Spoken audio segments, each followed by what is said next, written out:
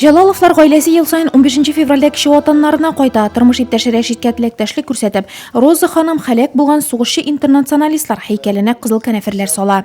Это очень волнительно, конечно. Бу бик дулкынландыргыч вакыйга. Исән калучылар өчен әлбәттә зур бәйрәм. Минем ирем Әфганстандагы сугышта катнашты, подполковник, 1-нче класслы очучы. Үзебез Самар өлкәсендә торабыз, бирегә елда киләбез. Шишәк венукларын бу көнне район җитәкчелеге, хәрби комиссариат, Әфган сугышы һәм башка хәрби бәрелешләр ветераннары иҗтимагый оешмасы вәкилләре, мәктәп укучылары күпләп алып килде. Мы не забыли и никогда не забудем наших героев, которые выполняли свой интернациональный долг.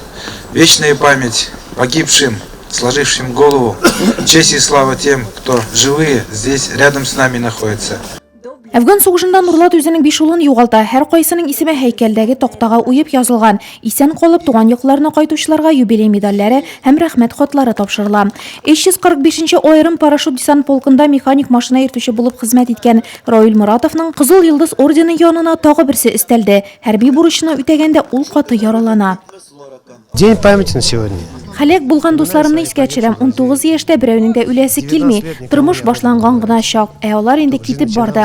Бик кызганыч булса да берни дә эшләп булмый. Бу хәрби хезмәт. Үзебезнең интернациональ бурычыбызны үтәдек. Әлеге полкта 4 Нурлат егете хезмәт итә. Хәзерге вакытта икесе якты дөньяда юк, ләкин сугышчан иптәшләре хәтерендә алар әле дә исән.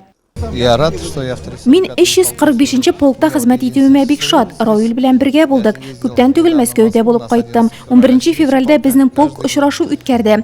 Полк командиры Востротин Валерий Александрович, Россия герое. Безгә полк әләмен бүләк иттеләр. Некоторые подарки привез. Хәзерге вакытта иҗтимагый оешма Әфган сугышында һәлак булганнарның гаиләләренә, инвалид сугышчыларга һәм тыныч тормышта яралардан вафат булганнарның туганнарына 5000 сум күләмендә каралган түләүләрне тапшыру эшләрен алып бара. Нурлатта әлеге категориягә караучы 46 кеше яши.